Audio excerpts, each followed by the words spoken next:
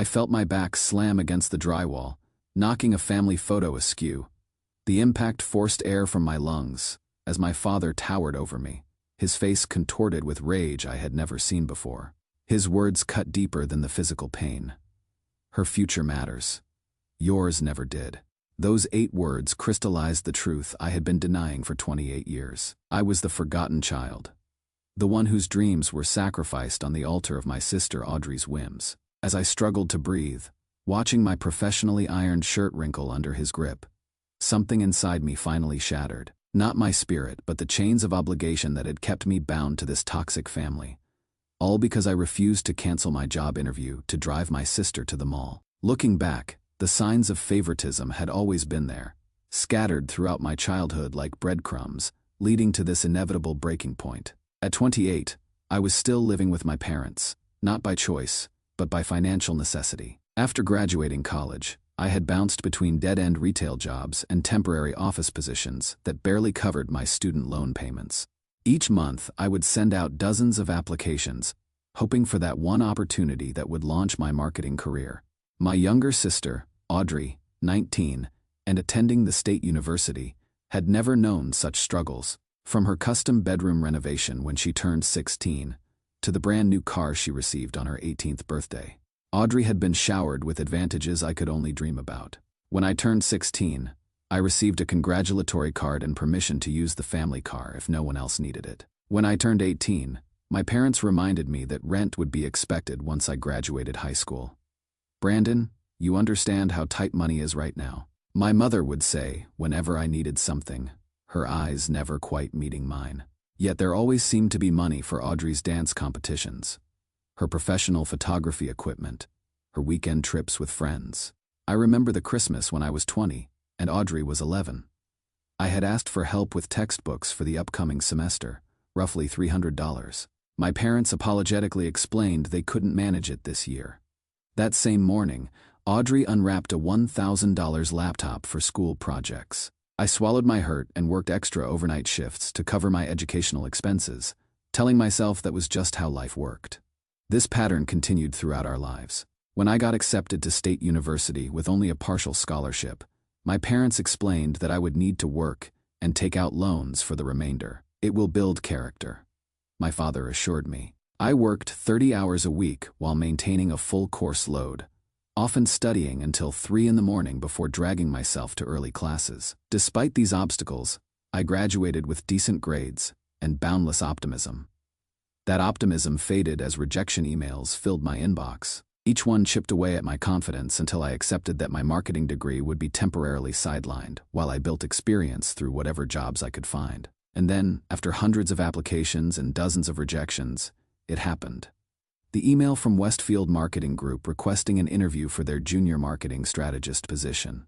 The salary was decent, the growth opportunities substantial, and the company was known for promoting from within.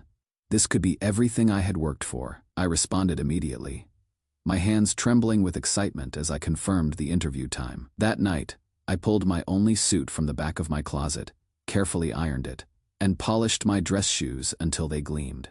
I rehearsed answers to potential interview questions, researched the company thoroughly, and prepared thoughtful questions of my own. For the first time in months, hope flickered within me. The night before the interview, I overheard my parents talking in the kitchen. I hadn't meant to eavesdrop, but their hushed tones caught my attention as I headed to grab a glass of water. "Audrey needs another $1,200 for this semester," my father was saying. "The payment is due next week." "I thought the college fund was covering it," my mother replied. "It is, but there were some unexpected fees. We will need to dip into savings again." I froze in the hallway, confusion washing over me. College fund. What college fund? I had been told repeatedly that there was no money set aside for education, that the family simply couldn't afford it. For 4 years, I had worked myself to exhaustion, accumulated debt, and sacrificed sleep and social life because my parents claimed they couldn't help. The realization hit me like a physical blow. There had always been money. It just wasn't for me. I retreated to my room without the water, my mind racing. All those nights I had worked instead of studying. All the opportunities I had missed because I couldn't afford to take unpaid internships. All the stress of watching my debt grow while trying to maintain my grades. None of it had been necessary. They had simply decided that my education, my future, wasn't worth investing in. As I lay awake that night, the excitement about tomorrow's interview mingled with a new, bitter understanding of my place in the family. This interview wasn't just an opportunity now. It was an escape route. The morning of my interview dawned bright and clear. I woke up early, showered, and put on my freshly pressed suit. The mirror reflected someone professional, capable, and ready for this opportunity, despite the dark circles under my eyes from a restless night. I went downstairs to have a quick breakfast before my final preparation. Audrey was already at the kitchen table, scrolling through her phone while eating cereal. She barely glanced up as I entered. "Morning," I said, heading for the coffee maker. She mumbled a response without looking away from her screen. I toasted a bagel and sat down across from her, mentally reviewing my interview strategy. The position required strong analytical skills and creative thinking, both of which I had highlighted in my resume. I just needed to convince them that despite my lack of direct experience, I was the right person for the job. "Brandon, I need you to drive me to the mall today," Audrey announced suddenly, putting her phone down. I looked up from my bagel. "What time?" "My interview is at 11, and I need to leave by 10:30 to get there on time." She rolled her eyes. "The sale at Urban Fashion starts at 10. I need to be there when it opens, or all the good stuff will be gone." "I cannot," I replied, keeping my voice level. "This interview is really important. Can Mom or Dad take you? Dad already left for work, and Mom has her book club. Come on, it will only take like 20 minutes to drop me off, and another 20 to get back, plus finding parking. That puts me dangerously close to my interview time, and I cannot risk being late. Cannot you take the bus or ask a friend?" Her face darkened. "The bus? Are you kidding me? And all my friends who drive are already meeting me there. This sale is crucial for my social media career. I need these outfits for my fashion posts." I took a deep breath. "Audrey, I understand this is important to you, but this interview could change my entire career path. I have been waiting for an opportunity like this for months."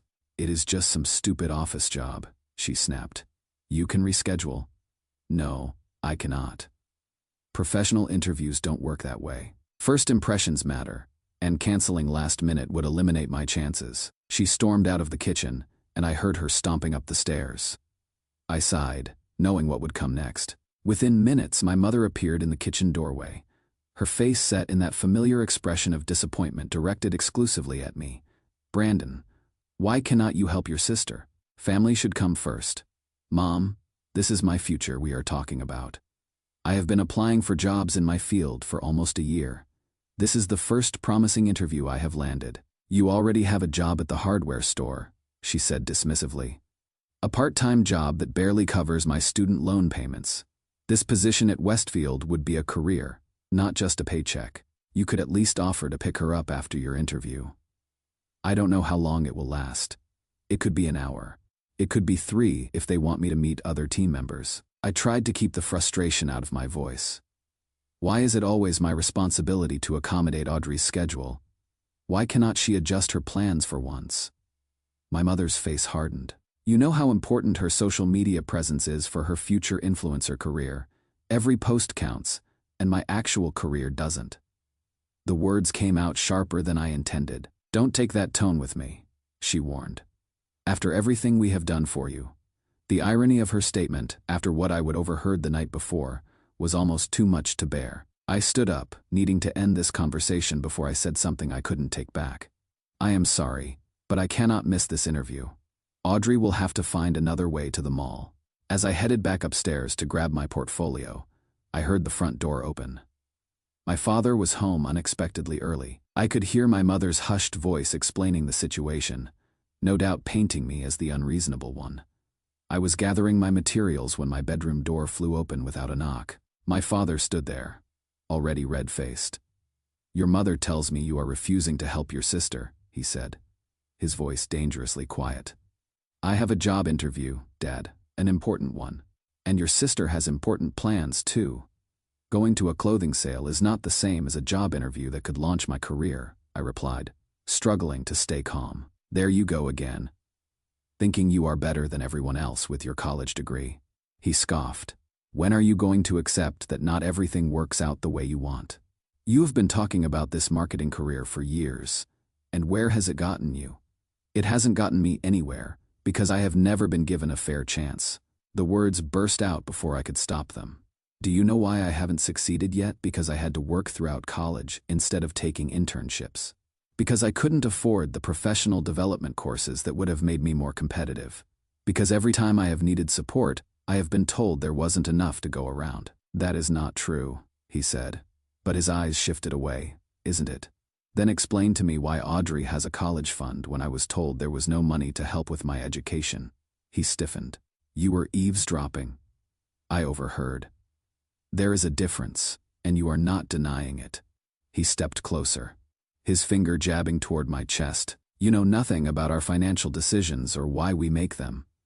I know enough, I replied, standing my ground. I know that Audrey has always come first. Her wants before my needs.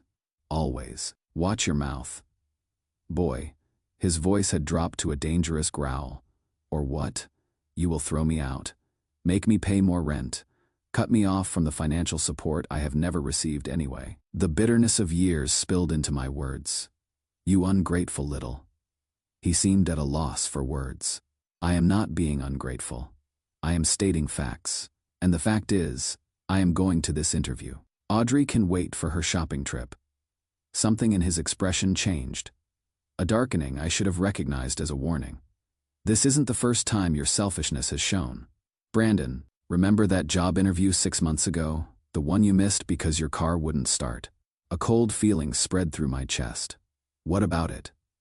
A cruel smile twisted his features. Funny coincidence, wasn't it? The timing of that breakdown, right when Audrey needed a ride to Jessica's party. Almost like someone had tampered with your car. The revelation struck me like a physical blow. You sabotaged my car. My own father deliberately ruined my chance at a job. I removed a fuse, he said with a dismissive wave. Easily fixed. Once Audrey's needs were taken care of. Family comes first. Brandon. When will you learn that? In that moment, everything shifted. The countless sacrifices. The constant dismissal of my goals. The systematic favoritism. It wasn't just unfairness. It was deliberate sabotage of my future. I am going to my interview, I said, my voice steady despite the storm raging inside me. And when I get back, we need to have a serious conversation about my place in this family. I tried to move past him toward the door. That is when he snapped. My father grabbed me by the lapels of my interview suit and slammed me against the bedroom wall. The impact knocked the wind from my lungs and sent a picture frame crashing to the floor, glass shattering across the hardwood. Her future matters. Yours never did, he snarled, his face inches from mine, spittle flying from his lips. I could smell the coffee on his breath, see the veins bulging in his forehead. In all my 28 years, he had never laid hands on me like this before. For a moment, time seemed suspended. I saw my mother appear in the doorway, her hand covering her mouth, but she made no move to intervene. Audrey stood behind her, her eyes wide with shock, or perhaps satisfaction, I couldn't tell. As the initial shock faded, a strange clarity washed over me. This moment, this physical manifestation of years of emotional violence, crystallized everything I had been trying not to see. This was not a family. This was a hierarchy where I would always be at the bottom. I pushed his hands away and straightened my now wrinkled suit jacket. Don't ever touch me again, I said, my voice steadier than I felt. Brandon, your father didn't mean it, my mother began, finally finding her voice. You know how he gets when he is upset. No, I think he meant exactly what he said. I picked up my portfolio from where it had fallen, and I finally heard him clearly. Don't be so dramatic, my father scoffed, already attempting to minimize what had just happened. If you had just agreed to help your sister, none of this would have happened. You are right, I replied. This is my fault. I should have seen the truth years ago and left. I walked past them, down the stairs, and out the front door. I could hear my mother calling after me, her tone already shifting from defense of my father to concern about appearances. What would the neighbors think if they saw me leaving like this? In my car, I checked my reflection in the rearview mirror. My suit was wrinkled, and a red mark was forming along my cheekbone where I had hit the wall. I had 20 minutes to pull myself together before the interview. 20 minutes to compartmentalize 28 years of accumulated pain. I drove to a nearby gas station, went into the bathroom, and did my best to straighten my appearance. The mark on my face was darkening into what would soon be a bruise. There was no hiding it. Taking a deep breath, I decided that I wouldn't try to. This was my reality, and for once, I wouldn't cover for my family. The Westfield Marketing Group office was housed in a modern glass building downtown. I arrived 5 minutes early, checked in with reception, and was soon greeted by a woman in her 40s with a warm smile. "Brandon Miller, I am Diane Robertson, Senior Marketing Director. Thank you for coming in today." Her smile faltered slightly as she noticed the mark on my face. "Are you all right?" For a split second, I considered making up a story about walking into a door or tripping downstairs. The familiar impulse to protect my family's image rose automatically. Then I remembered my father's words. "Her future matters. Yours never did." "Actually, no," I answered. Honestly, I had a difficult confrontation with my father just before coming here. He physically pushed me against a wall when I refused to cancel this interview to drive my sister to the mall. Diane's professional demeanor softened into genuine concern. "I am so sorry that happened to you. Would you like to reschedule?" "No, please. This opportunity means everything to me.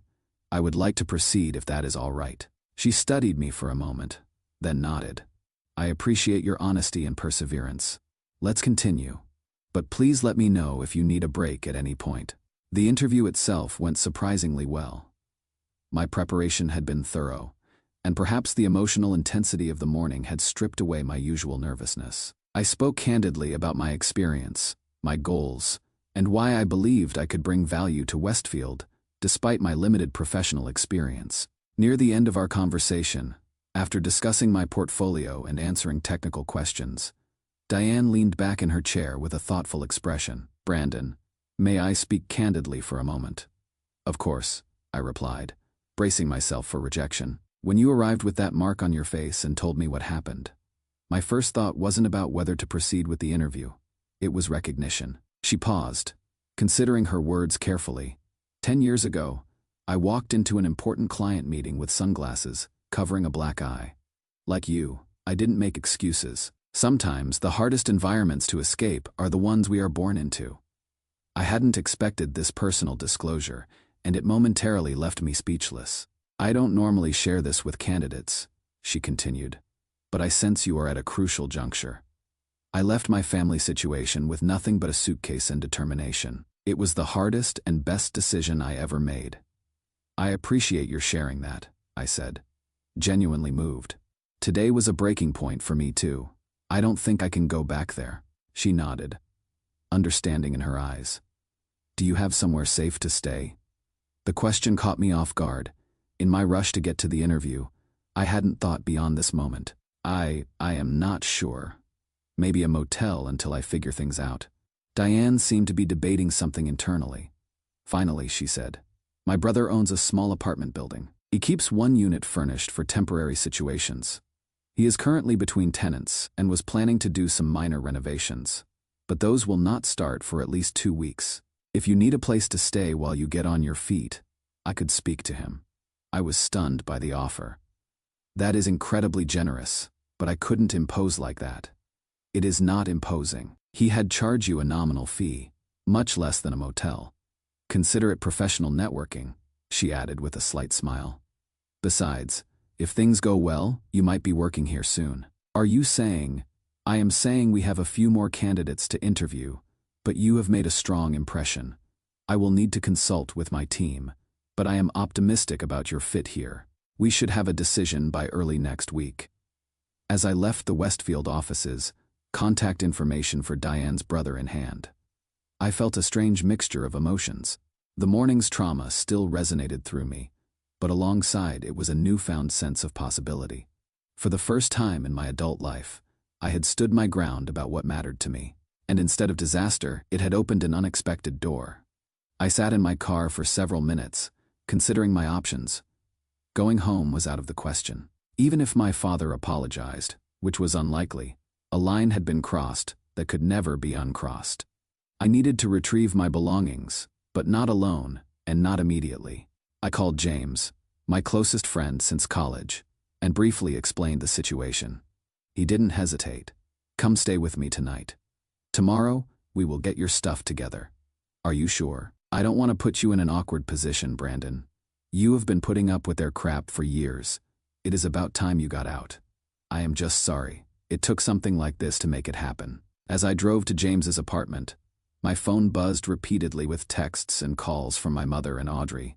I ignored them all. Whatever they had to say could wait until I was ready to hear it, if ever. That night, sleeping on James's couch, I dreamed of empty hallways and doors that locked behind me. I woke up several times, the phantom sensation of my back hitting the wall jolting me from sleep. But each time, the realization followed. I was safe. I was free. And for the first time in longer than I could remember, my future was entirely my own. The next morning, James and I drove to my parents' house to collect my belongings. I had texted my mother that I would be coming by, deliberately choosing a time when my father would be at work. She responded with a series of increasingly desperate messages, ranging from, "Your father is very sorry too. You are tearing this family apart with your selfishness." James whistled low as he read the text over my shoulder. "Man, she is really trying to flip this around on you, isn't she?" "Classic move," I replied, surprising myself with how detached I felt. Nothing is ever their fault. My mother was waiting at the door when we arrived, her expression cycling rapidly between anger, concern, and the forced smile she used for company. "Brandon, you didn't need to bring. Back up. We are family. We can discuss this privately." "Brams is helping me move my things," I said, stepping past her into the house. "I am not staying." "Don't be ridiculous. Where would you even go? You cannot afford your own place." "I figured something out," I replied vaguely, heading upstairs to my room. She followed, her voice dropping to an urgent whisper. "Your father was just stressed about work. You know he would never deliberately hurt you." I stopped and turned to face her. "He admitted to sabotaging my car to make me miss a job interview 6 months ago. Was that not deliberate?" Her eyes widened slightly before she composed herself. "You must have misunderstood. He would never do such a thing." "I understood perfectly," I replied, continuing to my room. James followed with several empty boxes he would brought. It didn't take long to pack. Years of living as an afterthought had taught me to travel light. Clothes, books, my laptop, and a few personal mementos were all I really owned. As I was gathering my documents from my desk drawer, I realized something was missing. "Have you seen a large manila envelope with my birth certificate and social security card?" I asked my mother, who was hovering in the doorway. "I think those are in the family filing cabinet," she replied too quickly. "I will check later and let you know." I frowned, certain I had kept those documents in my desk. "I need them now." "Where is the filing cabinet?" "In your father's office." "But it is locked. He has the key." "Then call him and tell him I need my documents." "Brandon, is this really necessary? You are acting like you are moving to another country. Take some time to cool off, and then we can all sit down as a family and work through this misunderstanding." James caught my eye and gave a subtle head shake, warning me not to get drawn into her manipulation. He was right. I could request replacement documents if necessary. "Fine, I will get them another time," I conceded, zipping up my duffel bag. As we carried my belongings to James's car, Audrey pulled into the driveway, returning from who knows where. She got out, her expression unreadable as she watched us load the trunk. "So, you are really leaving?" she asked, approaching cautiously. "Yes," I replied simply, "because Dad pushed you. Don't you think you are overreacting a little?"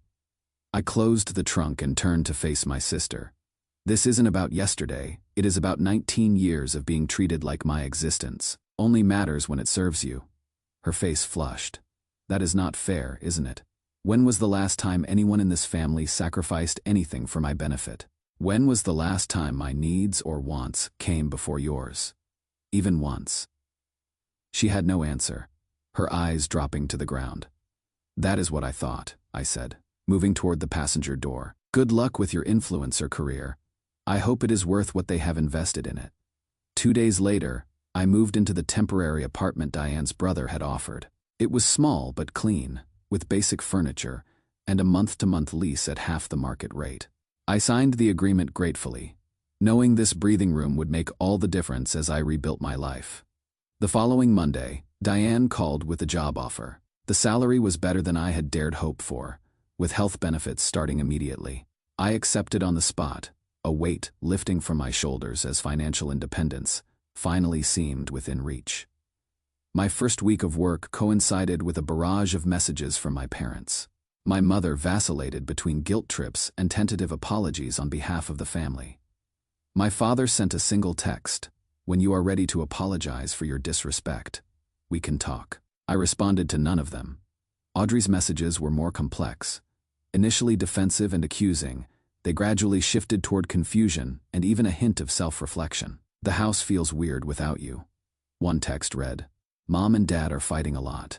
I found I couldn't summon much sympathy. As I settled into my new job and apartment, unexpected challenges emerged. When I tried to open a new bank account closer to my apartment, I was declined due to poor credit.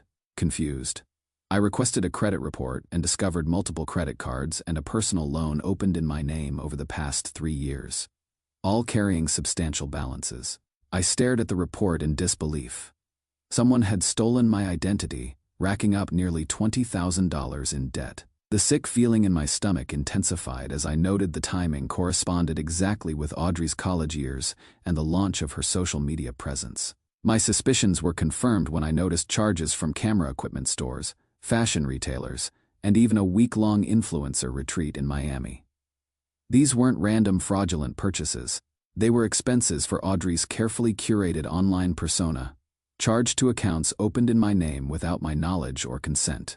The betrayal cut deep.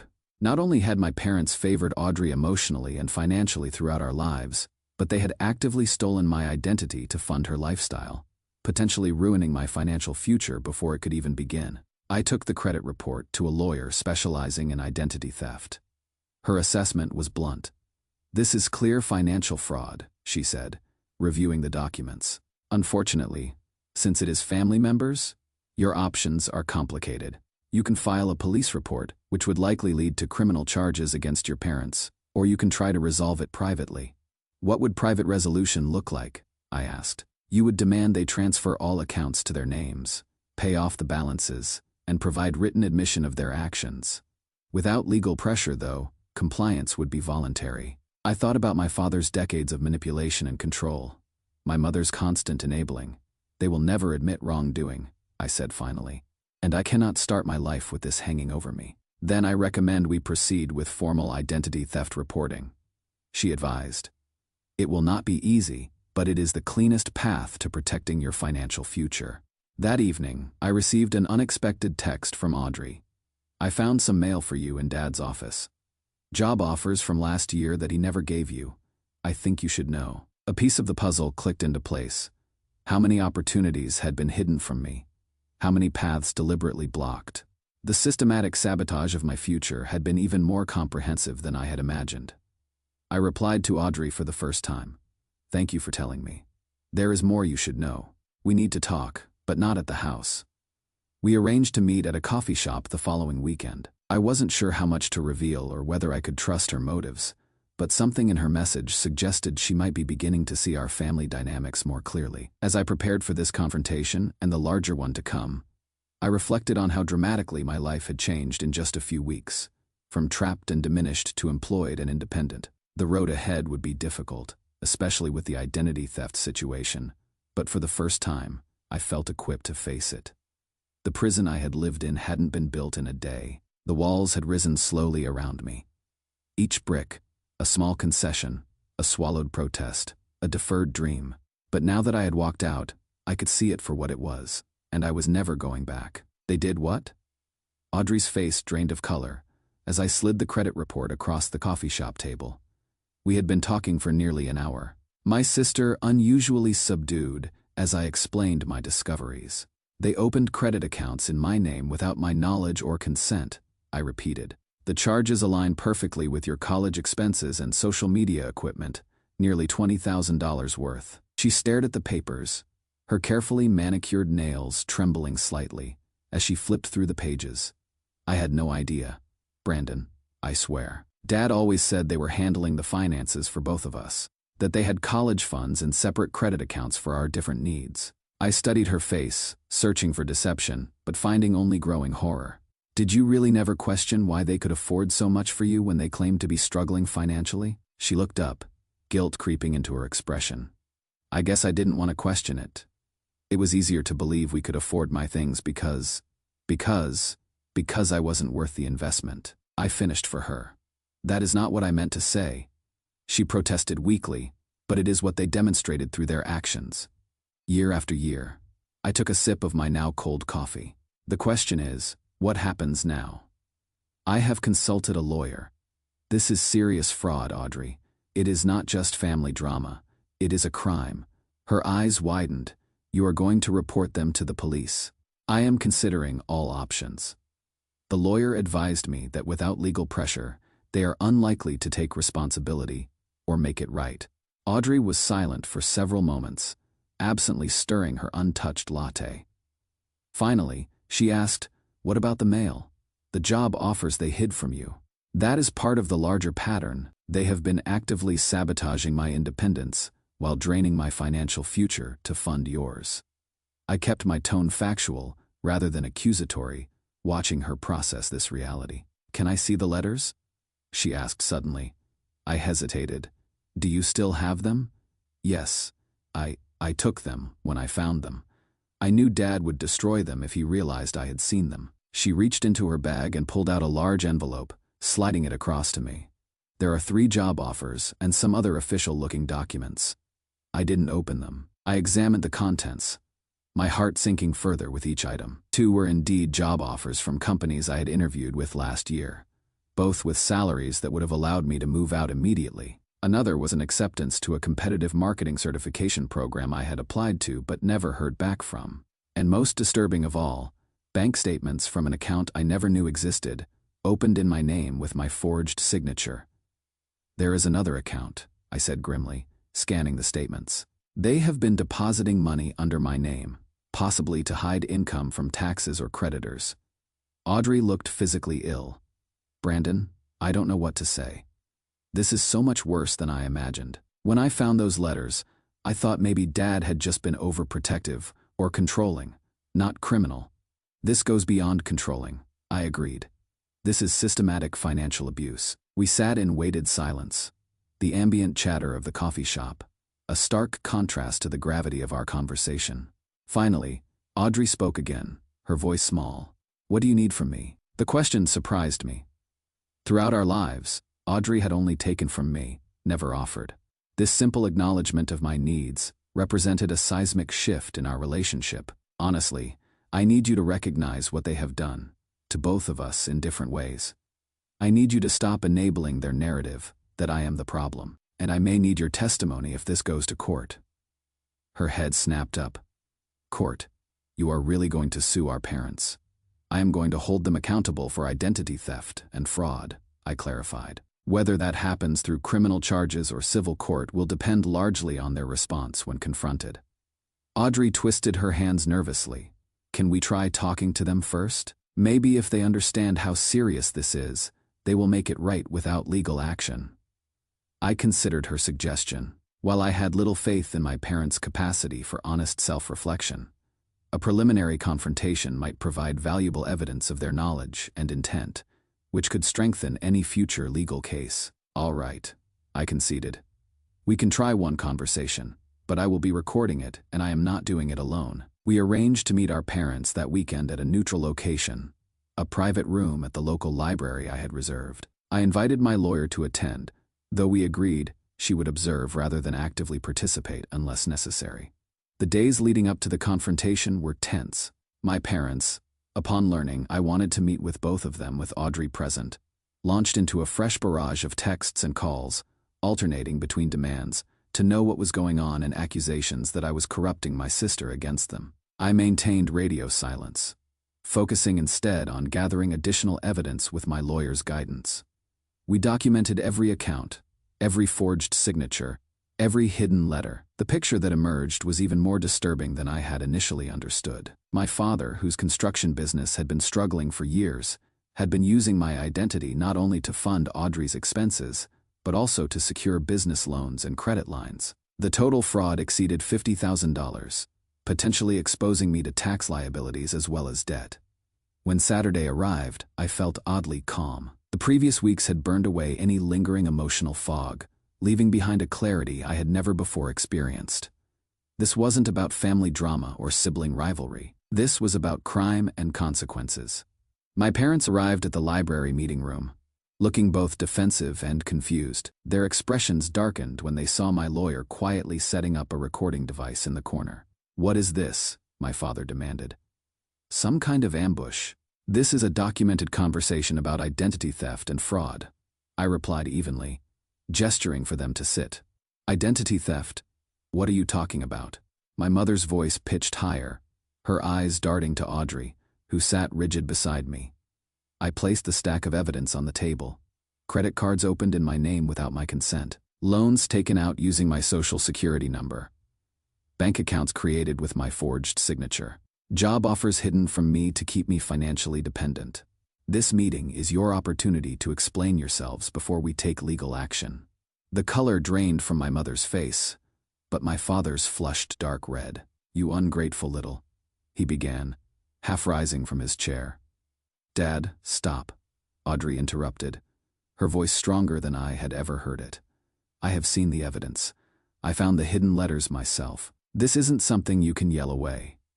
He stared at her in shock, clearly unprepared for her alliance with me. "Audrey, you don't understand. Everything we did was for this family. How does stealing Brandon's identity help our family?" she challenged. "We didn't steal anything." My mother interjected. "We merely managed finances in a way that benefited everyone." My lawyer cleared her throat. "Mrs. Miller, opening credit accounts in someone else's name without their knowledge or consent is fraud under federal law. It carries potential penalties, including fines and imprisonment." Imprisonment. My mother's voice rose to a near squeak. "This is absurd. We are his parents. Being a parent doesn't grant you the legal right to commit financial fraud," I said calmly. "Now we have two options here. You can transfer all these debts to your names, close all fraudulent accounts, and provide written admission of your actions. Or we can proceed with formal identity theft reporting to the police and credit bureaus." My father leaned forward, his voice dropping to a threatening whisper. "You would really send your own parents to jail? After everything we have done for you? What exactly have you done for me, Dad? Sabotaged job opportunities? Hidden my mail? Stolen my identity? Tell me what part of that I should be grateful for." The meeting deteriorated from there. My father cycled between rage, threats, and clumsy attempts at justification. My mother wept dramatically while trying to appeal to Audrey, who remained surprisingly steadfast in her support of me. No resolution was reached that day, but I hadn't really expected one. The true purpose had been to document their awareness of the fraud and give them a chance to make amends outside the legal system. Their responses only confirmed what I already knew. They felt entitled to control my life and finances, and they weren't going to stop unless forced. As we left the library, Audrey surprised me by linking her arm through mine. "I am sorry," she said simply. "I should have seen it sooner." "You were a kid for most of it," I replied. "They conditioned both of us to accept their version of reality." "What happens now?" she asked. "Now we file the police report and formal identity theft claims." They had their chance to do the right thing. What I didn't tell her was what my lawyer had discovered just before our meeting. My father's business wasn't just struggling, it was failing catastrophically. He had been maintaining their lifestyle and funding Audrey's expenses through increasingly desperate financial maneuvers, including potential tax fraud using my identity. The house they had refused to help me leave was mortgaged to the hilt with payments several months behind. The empire of control they had built was already crumbling. My actions would simply accelerate its collapse. And for the first time, I felt no guilt about that prospect whatsoever.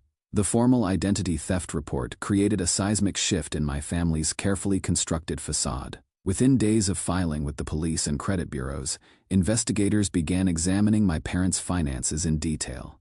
uncovering layers of misconduct beyond what I had initially discovered. My father's construction business had been operating in the red for nearly 5 years, kept afloat through a combination of fraudulent loans, tax evasion, and creative accounting that bordered on criminal enterprise. The comfortable middle-class lifestyle my parents had maintained, along with Audrey's lavish expenses, had been funded through an elaborate house of cards that was now collapsing spectacularly. The first visible consequence came when my father was asked to leave a job site by his business partners who had been contacted by investigators. His phone call that evening was the first direct communication we had had since the library confrontation.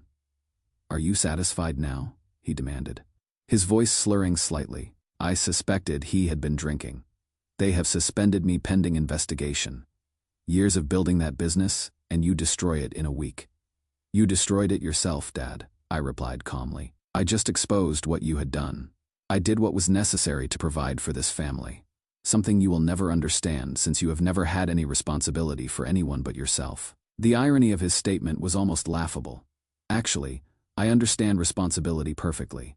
It includes accountability for one's actions, something you have been avoiding for decades. He launched into a tirade then, a mixture of threats, guilt trips, and revisionist history, casting himself as the selfless provider and me as the ungrateful son. I let him talk, recording the conversation as my lawyer had advised.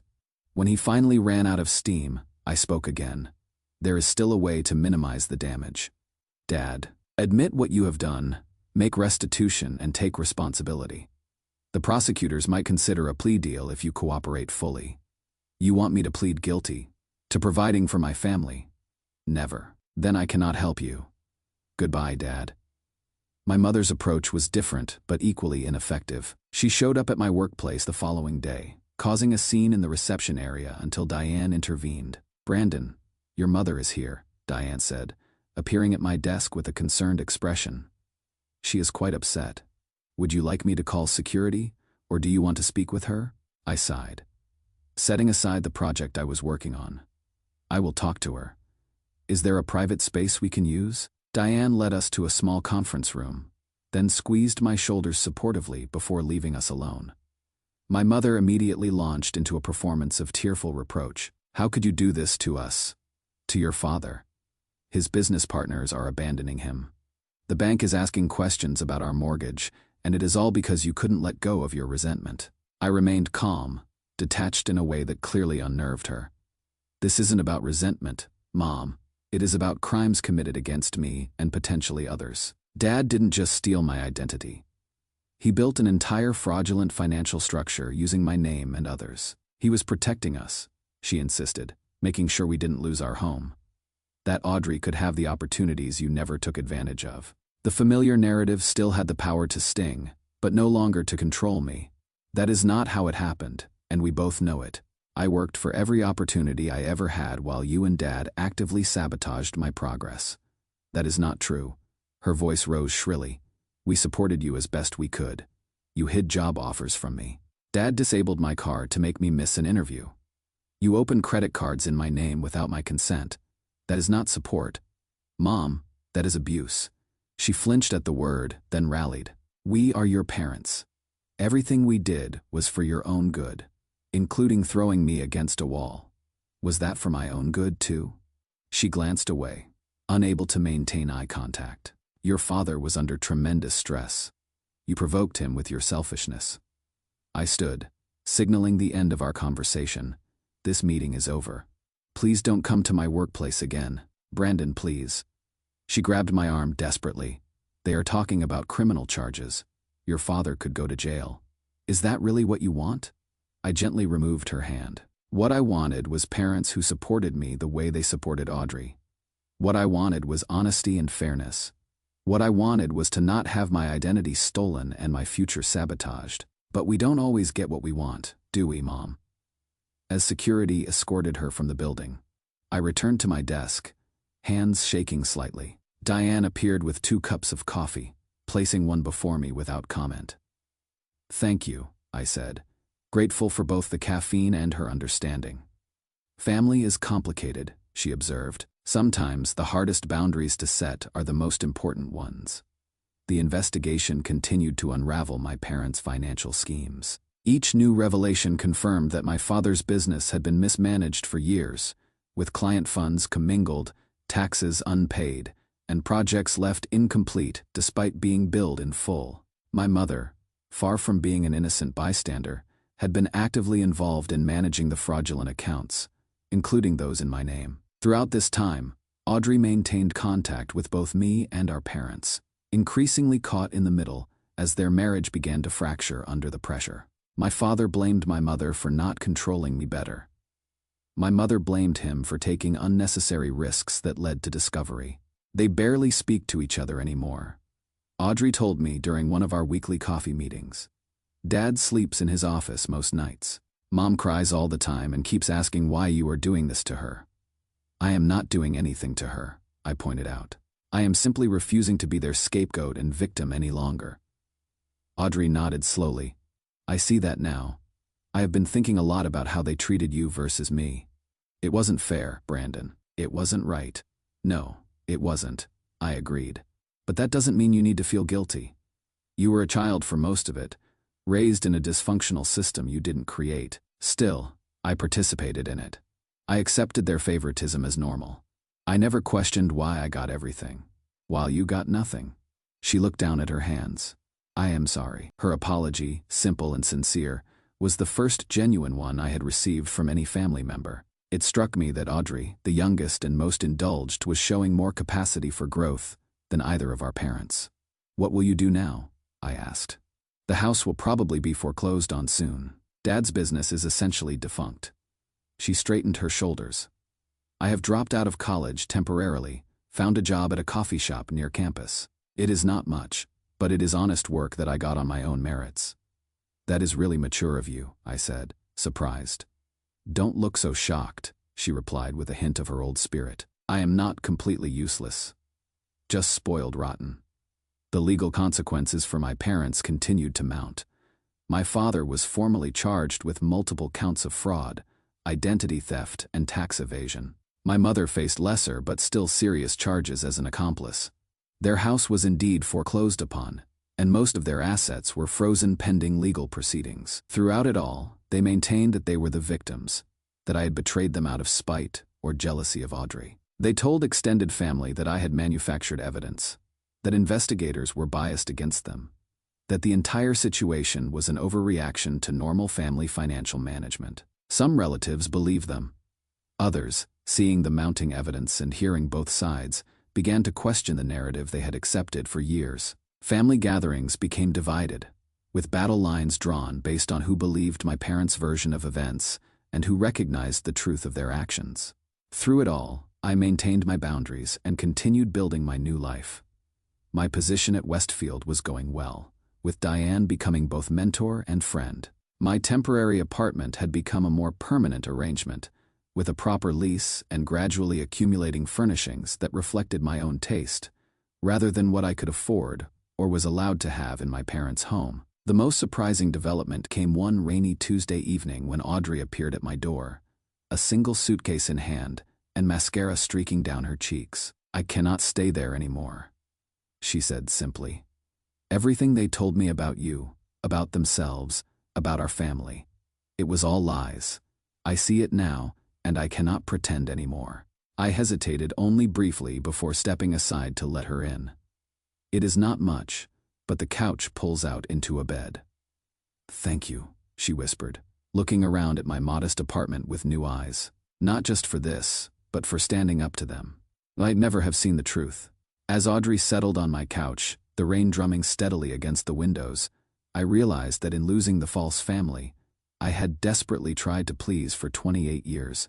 I had gained something unexpected, an authentic relationship with my sister, and the beginning of a chosen family built on mutual respect, rather than obligation and control. The road ahead would still be challenging.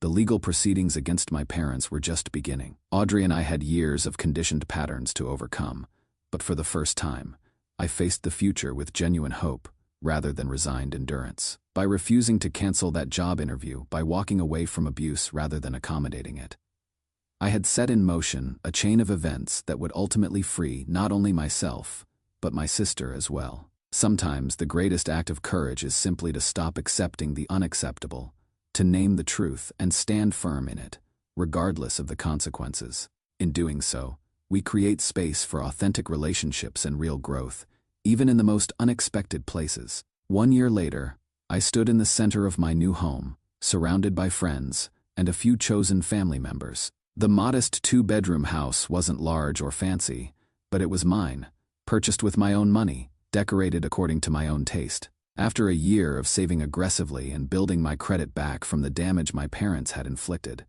I had qualified for a mortgage. Today was my housewarming, a celebration not just of a property, but of a reclaimed life. To new beginnings, Diane toasted, raising her glass. Now both my boss and friend, she had been instrumental in my professional growth over the past year. The junior marketing strategist position had led to a promotion 6 months in, and I was now managing my own small team. And to chosen family, added James, who had stood by me through the darkest days of the previous year. My gaze shifted to Audrey, who was chatting animatedly with James's wife in the corner. My sister had transformed over the past year, shedding the entitled princess persona like an outgrown skin. After staying on my pull-out couch for 3 weeks, she had found a roommate situation near her job and re-enrolled in college, this time pursuing a practical degree in business administration rather than the vague influencer studies program our parents had encouraged.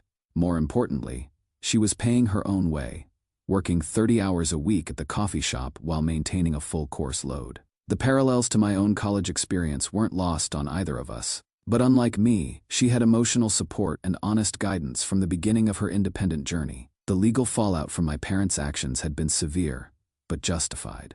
My father had eventually accepted a plea deal, admitting to multiple counts of fraud and identity theft in exchange for a reduced sentence. He was currently serving 3 years in a minimum security facility with substantial financial restitution ordered upon his release. My mother, after initial denial, had also taken a plea deal for lesser charges as an accomplice. She received probation and community service, along with a court order to attend financial counseling and therapy. The family home had been sold in foreclosure, and she now lived in a small apartment, working as a receptionist at a dental office to support herself for the first time in decades. The extended family had eventually accepted the truth, as the evidence became irrefutable. Though relationships remained strained, with those who had most vocally supported my parents' version of events. I maintained cordial but distant contact with most relatives, reserving true closeness for those who had shown genuine understanding and support. "Penny, for your thoughts," Audrey asked, joining me by the kitchen counter, where I had momentarily retreated to gather my thoughts. "Just reflecting on how much has changed," I replied. "A year ago, I was sleeping on James's couch with nothing but a duffel bag of clothes and a new job offer."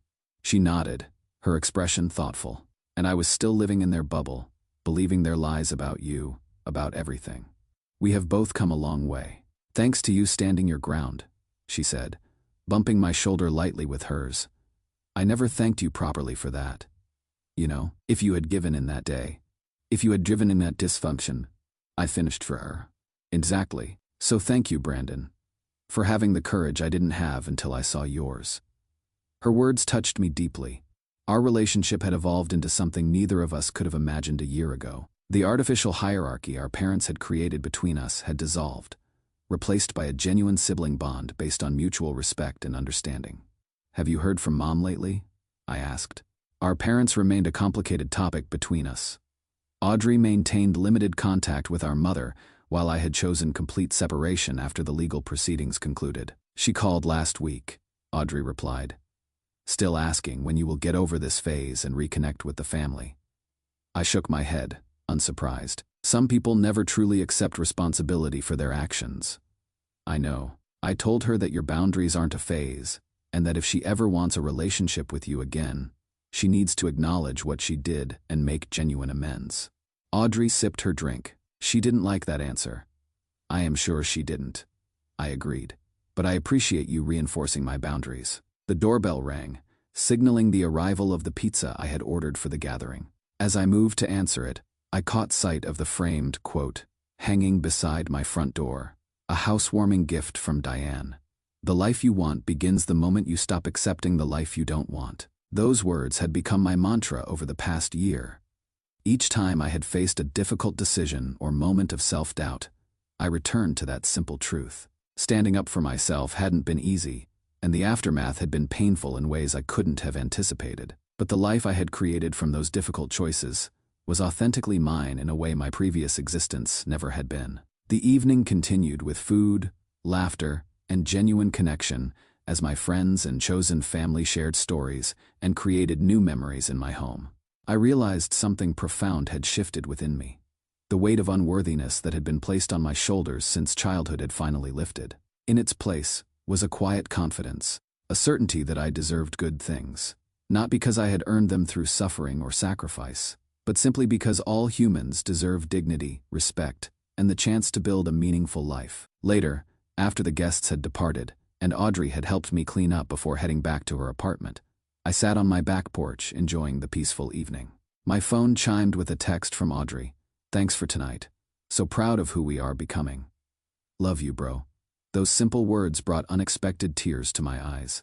From the ashes of our dysfunctional family, something new and healthy had emerged. Not perfect, not without challenges, but real in a way our previous relationship had never been. The journey from that moment against the wall to this quiet evening on my own porch had been arduous, but transformative. By refusing to perpetuate the patterns of my past, by walking away, when walking away was necessary, I had created space for healing and growth, not just for myself, but for Audrey as well. Sometimes the most powerful act of love is setting boundaries that allow everyone involved to face reality and grow beyond limiting patterns. Sometimes families of origin cannot provide what we need, and we must build our own circles of support. Sometimes the hardest path is ultimately the one that leads to true freedom and authenticity. As I watched the stars appear one by one in the darkening sky, I felt profound gratitude for the painful clarity that had come from my father's words that day. Her future matters. Yours never did. In speaking that cruel truth aloud, he had inadvertently freed me from the obligation to keep pretending, to keep accepting the unacceptable in the name of family loyalty. My future did matter. It always had. And now, finally, I was living it on my own terms, surrounded by people who recognized my worth not as something to be earned through sacrifice, but as intrinsic to who I was. The most valuable lesson I had learned was this: true family sees you, supports your growth, and respects your boundaries. Sometimes we are born into such families, but often we must create them ourselves, choosing connections based on mutual respect rather than obligation. The family I had built around me now might be unconventional, but it was healthy in ways my birth family had never been. If you are reading this and recognizing patterns from your own life, know that you deserve better.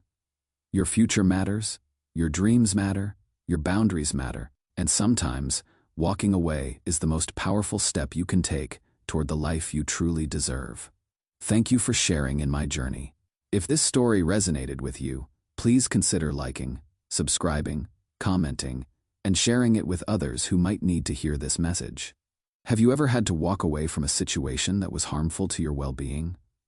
What gave you the courage to take that first step? I wish you strength, clarity, and the support of genuine connections as you build your own authentic life.